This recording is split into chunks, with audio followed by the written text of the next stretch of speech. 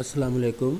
मैं आपको खुशामदीद कहता हूँ कंप्यूटर की प्रोग्रामिंग के कोर्स में, जिसमें कि हम आज से एक न्यू चैप्टर स्टार्ट करेंगे। Chapter number 2। चैप्टर का नाम है जी यूज़र इंटरेक्शन, कि हम कैसे इंटरेक्ट कर सकते हैं सी प्रोग्रामिंग में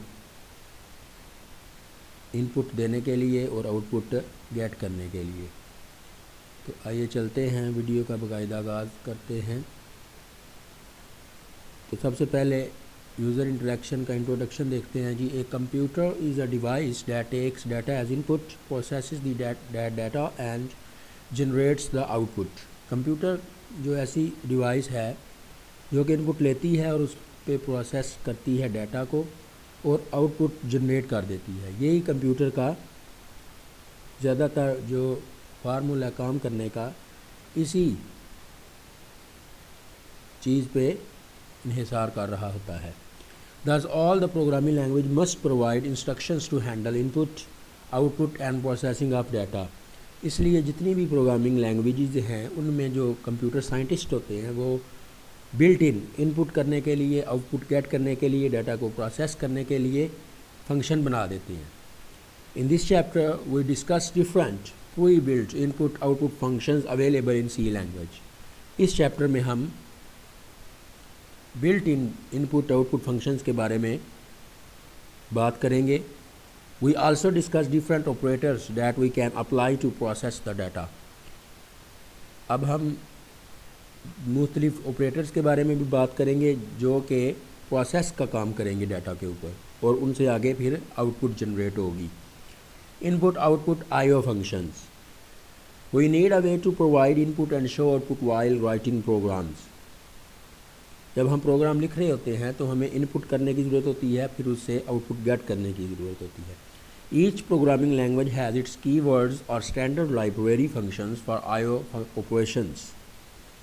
हर जो प्रोग्रामिंग लैंग्वेज है उसमें कुछ कीवर्ड्स या standard library functions input output करने के लिए इस्तेमाल होते हैं। C language offers printf function to display the output and scanf function to get input from user। तो ये बहुत इम्पॉर्टेंट दो बिल्ट इन फंक्शन हैं जी। printf जो है वो इनपुट हासिल करने के लिए इस्तेमाल होता है, और scanf जो है वो स्क्रीन पे आउटपुट डिस्प्ले करने के लिए इस्तेमाल होता है। scanf जो है वो इनपुट कीबोर्ड से लेने के लिए इस्तेमाल होता है, और printf जो है वो आउटपुट करने के लिए स्क्रीन के ऊपर कंसोल स्क्रीन में आउटपुट करने के लिए printf इस्तेमाल होता है। We discuss these two functions। अब हम इन दो फंक्शन के बारे में डिस्कस करते हैं। सबसे पहले printf is a built in function. आपने ये बात याद रखनी है कि ये बिल्ट इन फंक्शन है, यानी कि कंप्यूटर साइंटिस्ट ने इसको जब लैंग्वेज बनाई है तो पहले से ही हमारे सहूलत के लिए बना दिया है, हमें इसे बनाना नहीं पड़ता, सिर्फ यूज़ कर सकते हैं हम इसको। In C programming language to show output on screen. C programming language में इसको हम यूज़ करते हैं आउटपुट करने के लिए स्क्रीन के ऊपर। It's name comes from print formatted. इसका जो नाम है वो प्रिंट फॉर्मेटेड से अखज़ किया गया है। Print F means formatted that is used to print the formatted output on screen। एक सही पैटर्न या फॉर्मेट की जो आउटपुट होगी वो हम स्क्रीन पे प्रिंट कराएंगे। All data types discussed in the previous chapter can be displayed with printf function। हमने पिछले चैप्टर में डाटा टाइप्स के बारे में पढ़ा था, इंटीजर, फ्लोट और चार मीन्स करैक्टर। तो उन सब डाटा टाइप्स को हम printf में यूज़ करके स्क्रीन पे कुछ भी नंबर भी डिस्प्ले करा सकते हैं, फ्लोटिंग पॉइंट, इशारिये वाला नंबर भी, और करैक्टर भी, मतलब A, capital A, small A, special function अगर आप सिंगल कोटेशन में लिखेंगे तो वो स्क्रीन पे डिस्प्ले हो जाएंगे। To understand the working of printf function let's look at the following example program. तो इसकी फंक्शनैलिटी को समझने के लिए उन्होंने एक एग्जांपल कोड दिया हुआ है आपकी बुक में। ये वही हेडर फाइल #include stadio.h जो हमारा पहला पार्ट होता है structure of a C program का। उसके बाद void main, ये सेकंड पार्ट, और मेन के बाद फिर curly braces, starting end, closing curly brace, ये तीसरा पार्ट होता है जिसे बॉडी ऑफ द प्रोग्राम कहते हैं, और इसके अंदर फिर एक स्टेटमेंट लिखी हुई है, इसको स्टेटमेंट बोलते हैं पूरी को, और यूज़ किया गया है इधर printf फंक्शन का। printf फंक्शन को यूज़ करने के लिए printf लिखते हैं, उसके बाद ब्रेस लिखते हैं, छोटी ब्रेस दोनों साइड पे, फिर सेमी कॉलन, इसको नहीं भूलना आपने, और फिर डबल कोटेशन के अंदर जाके हम जो भी अपना मैसेज स्क्रीन में डिस्प्ले कराना चाहते हैं वो हम लिखते हैं। तो साथ उसने आउटपुट भी दिखाई है जी, हेलो वर्ल्ड। चलिए इसको प्रैक्टिकली करके देखते हैं। इसके लिए मैं कोड ब्लॉक को ओपन करता हूँ।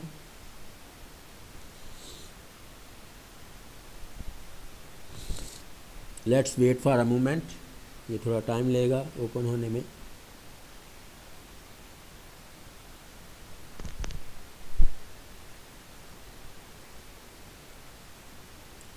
तो हमारा कोड ब्लॉक ओपन हो चुका है। हमने पहले 2 प्रोजेक्ट बनाए थे, तो हम ऐसा करते हैं उनमें से ये एक ओपन कर लेते हैं। तो पहले से बनाए गए अगर प्रोजेक्ट में से आपने किसी को ओपन करना हो तो आपने फ़ाइल पे क्लिक करना है, उसके बाद ओपन पे क्लिक करना है, और उसके बाद जो भी आप ओपन करना चाहते हैं प्रोजेक्ट या फाइल, उसको आप सिलेक्ट करेंगे। चले मैं इसको सिलेक्ट कर लेता हूँ और ओपन।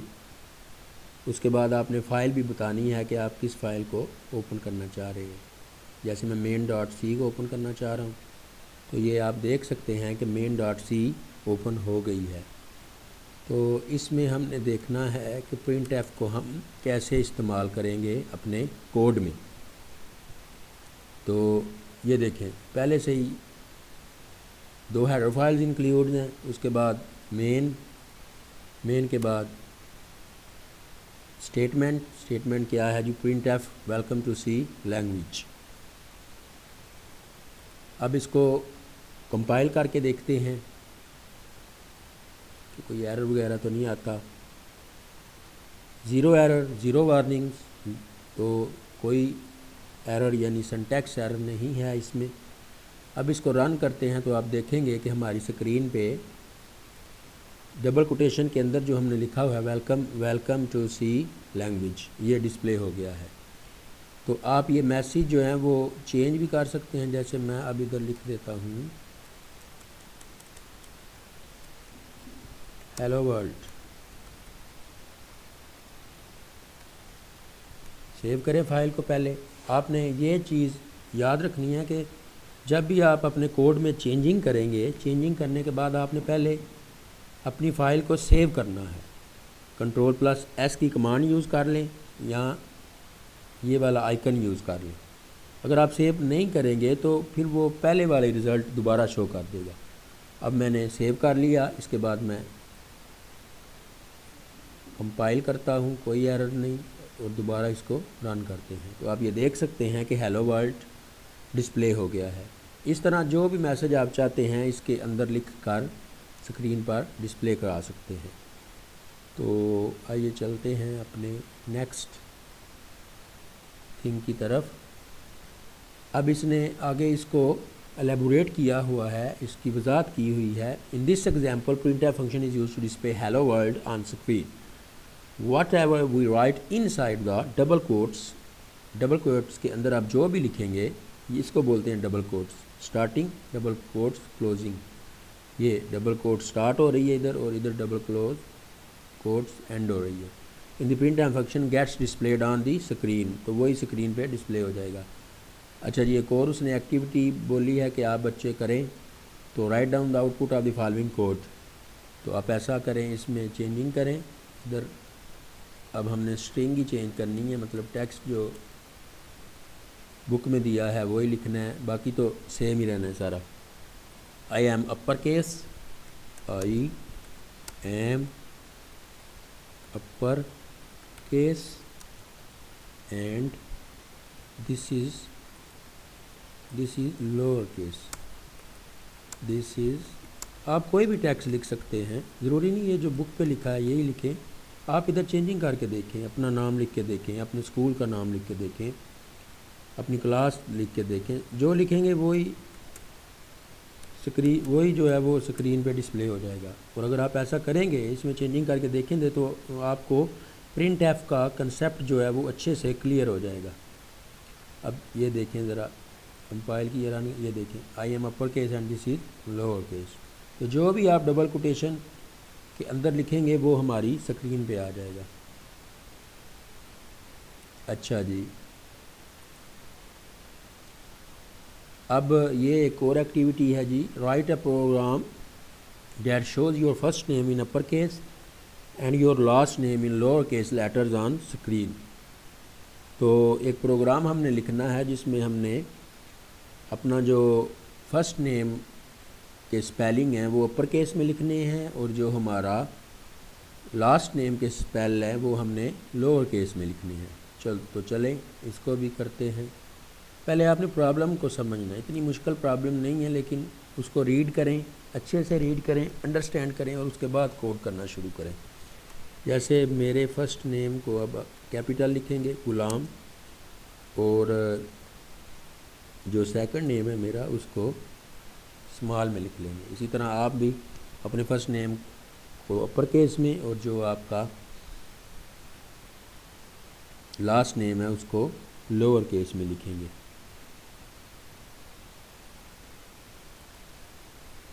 सेव करेंगे फाइल, Ctrl+S से बिल्ड करेंगे, और उसके बाद इसको रन कर देंगे। तो ये देखिए मेरा नाम डिस्प्ले हो गया। फर्स्ट नेम जो है वो अपर केस में, और जो लास्ट नेम है वो लोअर केस में।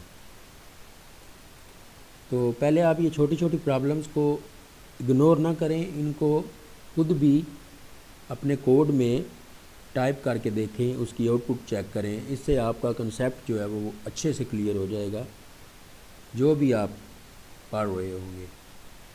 तो आगे टॉपिक आता है जी format specifiers. What if we want to display the value of a variable. अब ये तो था कि हमने एक मतलब अपना नाम टेक्स्ट शो कराया है। अब अगर ऐसा हो, आपको बोला जाए मिसाल के तौर पे int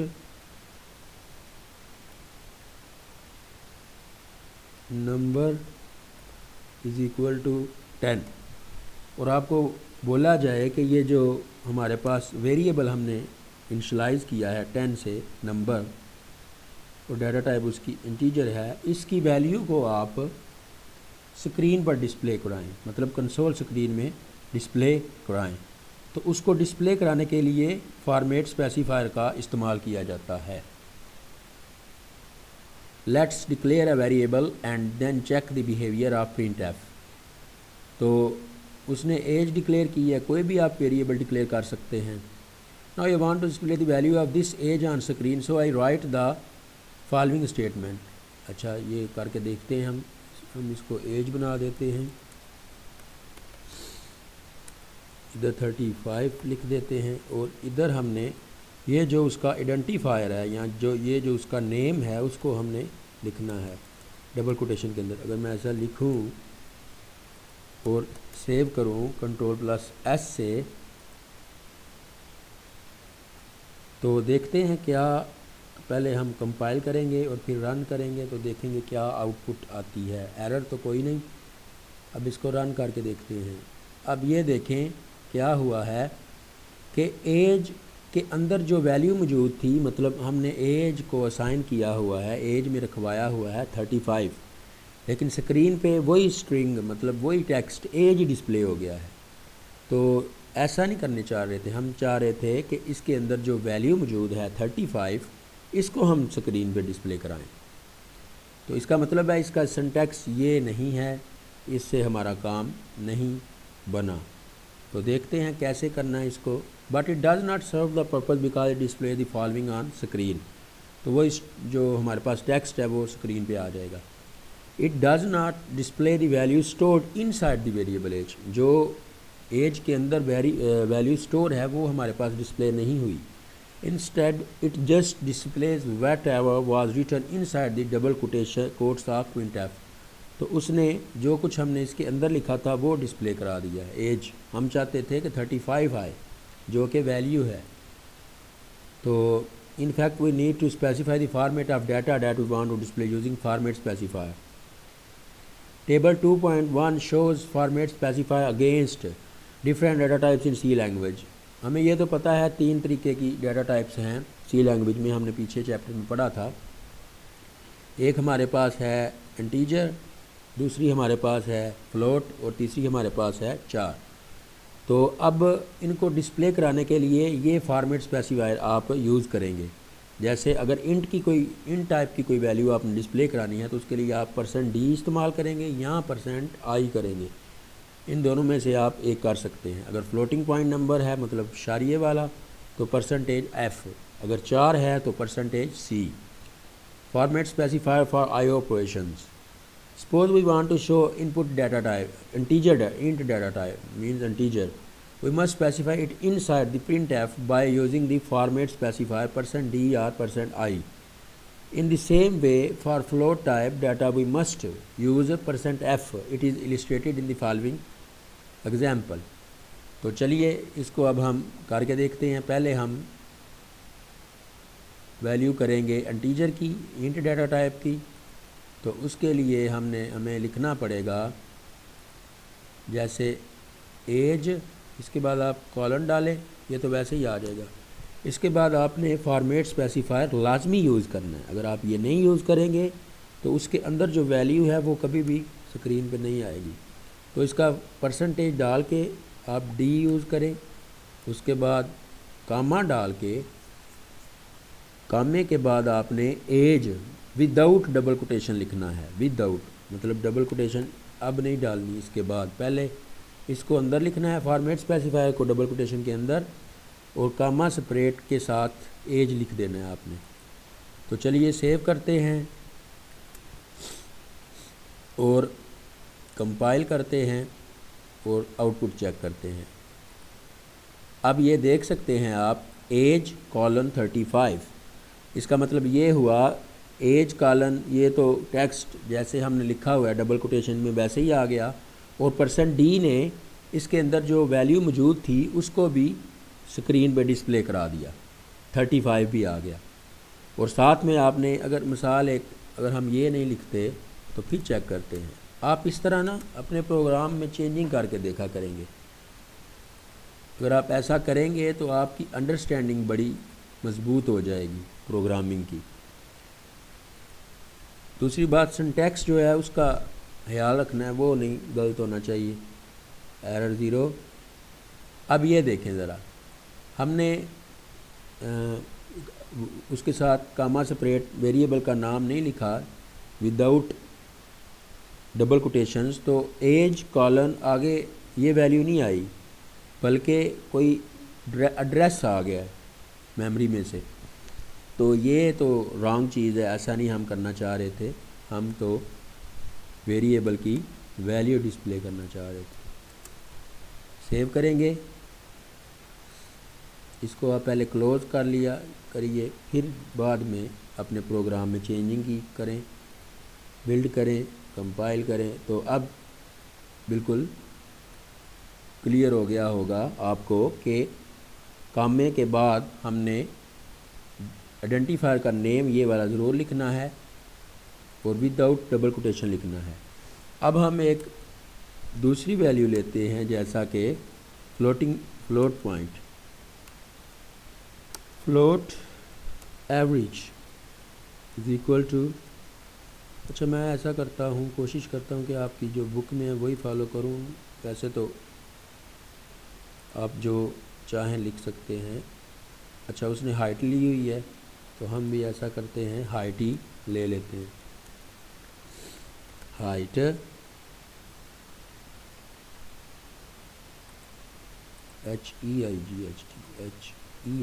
HEIGHT height is equal to, sorry without double quotation value लिखनी है आपने 5.8 सेमीकोलन। अब हम इसको प्रिंटफ के ज़रिए स्क्रीन पे डिस्प्ले कराते हैं। हम लिखेंगे हाइट इज़, आगे कॉलन डाल देते हैं, और अब आप पढ़ चुके हैं कि फ्लोटिंग पॉइंट नंबर के लिए कौन सा फॉर्मेट स्पेसिफायर इस्तेमाल होता है, %f, उसके बाद कामा, उसके बाद आपने ये लाजमी लिखना है आइडेंटिफायर का नेम विदाउट कोटेशंस, हाइट। चलिए सेव करते हैं, कंपाइल करते हैं अपने प्रोग्राम को और रन करते हैं। तो आप ये देख सकते हैं कि हमारे पास पहले एज डिस्प्ले हुआ 35 और उसके साथ ही आगे हाइट इज़ 5 पॉइंट, मतलब हमने तो लिखा हुआ है 5.8, लेकिन इसने 1 2 3 4 5 6 यानी पॉइंट के बाद ये बाय डिफ़ॉल्ट 6 डिजिट्स को कंसीडर करता है, 800000। तो ये हमारा हो गया फ्लोटिंग पॉइंट नंबर। हम इस तरह फ्लोटिंग पॉइंट नंबर को डिस्प्ले करा सकते हैं। अब एक और चीज़, ये मैंने तो अलग-अलग किया है, तो आप इसको एक printf की स्टेटमेंट में भी कर सकते हैं। जैसा कि इधर से मैं ये printf ख़त्म कर देता हूँ और इसको दोबारा राइट करते हैं। पहले हम एज डिस्प्ले कराएंगे, उसके बाद हम हाइट डिस्प्ले कराएंगे। एज इज़, अब हम एक ही printf की स्टेटमेंट में ये दोनों आप अलग-अलग भी कर सकते हैं और एक स्टेटमेंट में भी कर सकते हैं। %d, उसके बाद स्पेस दे दें थोड़ी, हाइट इज़, इधर हम लिखेंगे जी %f। इसके बाद आपने दोनों वेरिएबल्स के नाम लिखने हैं जो आपने डिफ़ाइन किए हुए हैं पहले, एज और हाइट, HEIGHT, हाइट। सेव करें फाइल को, कंपाइल करें और उसके बाद रन करें। तो आप ये देख सकते हैं अब हमने एक ही printf की स्टेटमेंट को यूज़ करके एज इज़ आगे %d, उसकी वैल्यू आ जाएगी 35 और इधर आप ऐसा करें एंड यूज़ कर लें, एंड हाइट इज़, दोनों की वैल्यू डिस्प्ले करानी है ना हमने। सेव करें फाइल को, कंपाइल करें और रन करें। तो अब ये देख सकते हैं आप, age is 35 and height is 5.80000006 values हैं पॉइंट के बाद। अच्छा जी, आगे देखते हैं हम, हमारा नेक्स्ट पॉइंट क्या है। We can observe that while displaying output first format specifier is replaced with the value of first variable। तो ये जो पहली फॉर्मेट स्पेसिफायर है इसकी वैल्यू इसके साथ रिप्लेस हो गई।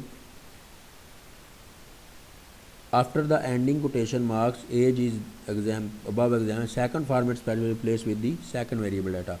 और %f की जो वैल्यू है वो हाइट के साथ इधर ही रिप्लेस हो जाएगी, इधर डिस्प्ले होगी साथ। तो ये इम्पॉर्टेंट टिप है जी। When we use %f to display a float value, it displays 6 digits after the decimal point. If we want to specify the number of digits after decimal point, then we can write %.nf, where n is the number of digits. In the above example, if we write the following statement, printf my age is %d and my height is %.2f age comma height, तो output ये आएगी हमारे पास, my age is 35 and my height is। अब आप ये देखें कि अगर आप चाहते हैं एक मिसाल के तौर पे कि ये जो पॉइंट है इसके बाद हमारी आउटपुट में सिर्फ 2 डिजिट्स आएँ, 2 डिजिट्स आएँ, तो उसके लिए आपने साथ में उसको बताना है कि इस पॉइंट के बाद कितने डिजिट्स आएँ। तो उसको बताने के लिए ये इस्तेमाल होती है हमारे पास डॉट % लिख के। वैसे तो हमने क्या लिखा हुआ है देखते हैं ज़रा, वैसे हमने सिर्फ लिखा हुआ है %f। तो अगर आप 2 डिस्प्ले कराना चाहते हैं पॉइंट के बाद तो आपने डॉट % के बाद डॉट लगाना है, डॉट के बाद n मतलब बताएगा नंबर ऑफ़ डिजिट्स। आप जितने डिजिट इधर डिफ़ाइन करेंगे उतने ही पॉइंट्स के बाद डिस्प्ले हो जाएंगे। अब हम इसको प्रैक्टिकली करके देखते हैं। जब तक आप इसको प्रैक्टिकली करके नहीं ना देखेंगे तो आपकी अंडरस्टैंडिंग नहीं होगी इसकी। ये प्रोग्रामिंग इस तरह की चीज़ बनाई गई है कि इसका जो भी आप काम करना चाहते हैं उसको अपने प्रोग्राम में यूज़ करें, उसकी आउटपुट चेक करें तो आपका पॉइंट क्लियर हो जाया करेगा। अब क्या उसका सिंटैक्स था जी? इसका सिंटैक्स था परसेंटेज से पहले एक डॉट लगाना है और अब n मतलब इधर मैं मिसाल के तौर पे इसकी जो आउटपुट थी उसमें पॉइंट्स के बाद 2 वैल्यू डिस्प्ले करवाऊंगा, पॉइंट्स के बाद 2 वैल्यू। चलें सेव करते हैं, इसको कंपाइल करते हैं, कोई एरर नहीं, और रन करते हैं। तो लगता है कि सिंटैक्स हमारा ठीक नहीं, क्योंकि 6 ही आ रहे हैं। चलें देखते हैं एक दफ़ा बुक से। परसेंटेज के बाद डॉट लगाना, पहले नहीं, सॉरी मैंने परसेंटेज से पहले लगा दिया। तो इसलिए आप ये देखें ना, अगर आप थोड़ा सा भी चूके मतलब तो आपका जो डिज़ायर्ड आउटपुट होता है वो नहीं आता। इसलिए जो प्रोग्रामिंग है इसको बड़े गौर से और बड़े कंसंट्रेशन के साथ आपको करना पड़ता है, समझना पड़ता है। तो अब आप देख सकते हैं अब हमारा सिंटैक्स बिल्कुल ठीक है। तो 5.80 पॉइंट के बाद हमारे पास 80 डिस्प्ले हो गया है, यानी सिर्फ 2 डिजिट्स आए हैं। अगर मैं इधर आप इधर वैल्यू चेंज करके देखेंगे, 1 करूँगा, पहले इसको क्लोज़ करें, उसके बाद चेंजिंग करें, अपने कोड में बिल्ड करें और कंपाइल करें। तो अब आप से देख सकते हैं सिर्फ वही जो हमने हाइट में वैल्यू लिखवाई हुई है, एक ही पॉइंट के बाद हमारे पास डिजिट आया है। अगर हम इधर 4 लिखेंगे तो 4 आ जाएंगे, यानी n है ना ये, तो n होता है number of digits after the point. चलें इसको करते हैं हम कंपाइल और उसके बाद हम इसको करते हैं रन। तो अब ये देख सकते हैं अब हमने 4 लिखा हुआ है अपने कोड में, तो पॉइंट के बाद 1 2 3 4 डिजिट्स आ रहे हैं। तो आई होप कि आपको अंडरस्टैंडिंग हो गई होगी कि हम कैसे पॉइंट्स के बाद वैल्यूज़ को चेंज कर सकते हैं। बाय डिफ़ॉल्ट जो है अगर आप कुछ नहीं लिखते, सिर्फ %f लिखते हैं तो 6 वैल्यूज़ आएंगी। वो हमने सबसे पहले भी किया, चलें एक दफ़ा फिर करके देख लेते हैं। तो ये देखिए 1 2 3 4 5 6। तो इस तरह आप %f के साथ चेंजिंग करके वैल्यू बढ़ा भी सकते हैं पॉइंट के बाद और घटा भी सकते हैं। इम्पॉर्टेंट नोट एक और आ गया हमारे पास, ये आपने इम्पॉर्टेंट नोट को भी इग्नोर नहीं करना, कोई चीज़ भी इग्नोर करने वाली नहीं। ये जो प्रोग्रामिंग है ये एक चेन की तरह होती है। अगर आप एक कंसेप्ट मतलब एक टॉपिक मिस कर जाएं तो आगे आपको समझ नहीं आएगी। उसकी वजह ये है कि इसमें हमें किसी वक्त किसी भी चीज़ की ज़रूरत पड़ सकती है। तो अगर आपने हर चीज़ अच्छे से की होगी तो आपको कोई टेंशन नहीं होगी, आप जैसा चाहें प्रोग्राम लिख लेंगे, उसमें चेंजिंग कर लेंगे। तो आगे हमारा क्या है जी, important note, format specifier are not only use for variables, actually they are use to display the result of any expression involving variables, constants or both as illustrated in the following example।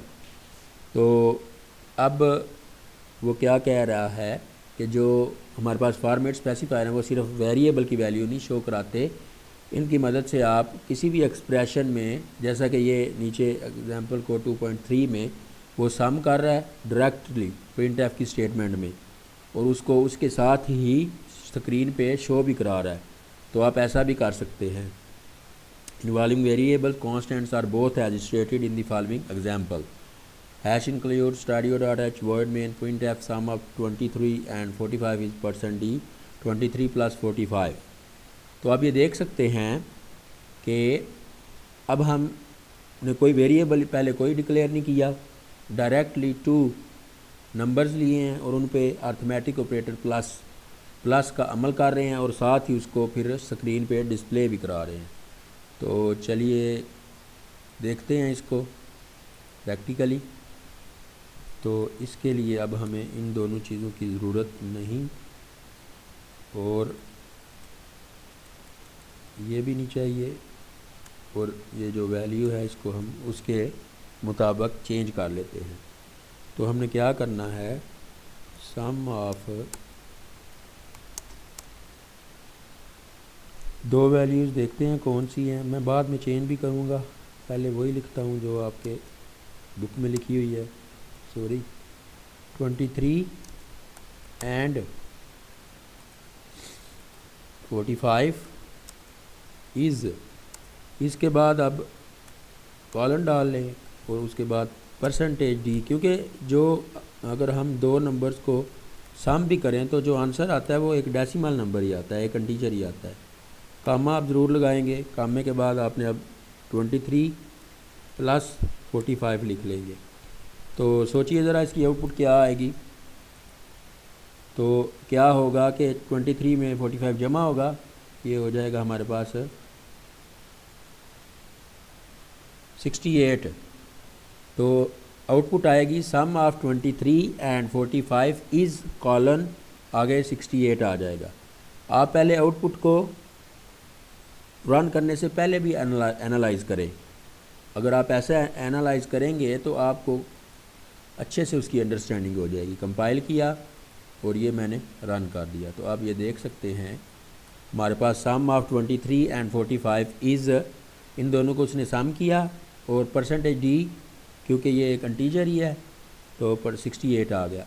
अब मैं मिसाल के तौर पे अगर इधर value कोई और चेंज कर दूँ, 45 प्लस 100, और इधर भी उस लिहाज से आपने चेंजिंग करनी है, क्योंकि हम 45 और 100 को अब जमा करने लगे हैं। 45 100, save the file by pressing control plus S. पहले हमें आउटपुट कंसोल स्क्रीन को क्लोज़ करना है, उसके बाद कंपाइल करें और फिर उसके बाद रन करें। तो आप ये देख सकते हैं सम ऑफ 45 एंड 100 इज़ 145। तो परसेंटेज डी इनको सम करके उसकी वैल्यू के साथ रिप्लेस हो गया। तो इस तरह आप कोई भी एक्सप्रेशन को सम भी कर सकते हैं, माइनस भी मिसाल है अगर हम ऐसा करते, कोई भी आप ऑपरेशन मैथ का इसमें यूज़ कर सकते हैं। इधर पहले इसको क्लोज़ करें, कंपाइल ज़रूर करें पहले आप, उसके बाद रन करें, क्योंकि इससे एरर्स का पता चल जाता है। तो आप ये देखिए, अब 100 में से 45 अगर माइनस करेंगे तो 55 आएगा। अब हम एक मल्टीप्लिकेशन करके देखते हैं, जैसा कि छोटी वैल्यूज़ कर लेते हैं। हम 7 को 8 के साथ मल्टीप्लाई कराना चाह रहे हैं, तो 7 लिखेंगे। अब इधर एक चीज़ नोटेबल है कि आप वैसे तो मैथ में आगे हमने ये अर्थमेटिक ऑपरेटर पढ़ने हैं, लेकिन थोड़ा सा आपको पता होना चाहिए। ज़रब का सिंबल इस्तेमाल होता है ज़रब देने के लिए, लेकिन प्रोग्रामिंग में ज़रब देने के लिए स्टैरिक सिंबल इस्तेमाल होगा। 7 multiply by 8। Save your file, compile करें, उसके बाद रन करें। तो ये देखें 7 8 ज़ार 56, हमारे पास आउटपुट क्या आ गई 56। अब हम डिवाइड करके भी देख लेते हैं। मैं करवा रहा हूँ आपको सारे ऑपरेटर्स, कि आपको किसी किस्म की कोई परेशानी ना हो। इससे वैसे भी आपको जितनी ज़्यादा आप इसमें चेंजिंग करके देखेंगे उतनी आपको इसकी ज़्यादा समझ आएगी। बिल्ड, अब 2 को 10 पे 2 को डिवाइड करें तो 5 आंसर आना चाहिए। देखते हैं 5 आता है, तो आप ये देख सकते हैं। इधर साम नहीं लिखना, फिर इधर हम लिख लेंगे डिवीज़न।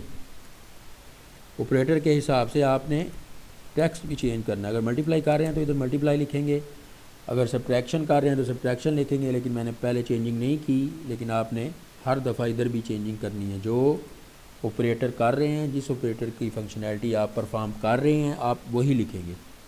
तो 5 आ गया।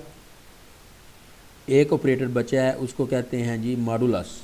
रिमाइंडर जो होता है, जब हम दो नंबर्स को डिवाइड करते हैं तो जो नीचे माइनस करने के बाद बचता है उसको हम मॉडुलस कहते हैं, रिमाइंडर। उसके लिए हमारे पास सिंबल है जी मेरे ख्याल से परसेंटेज।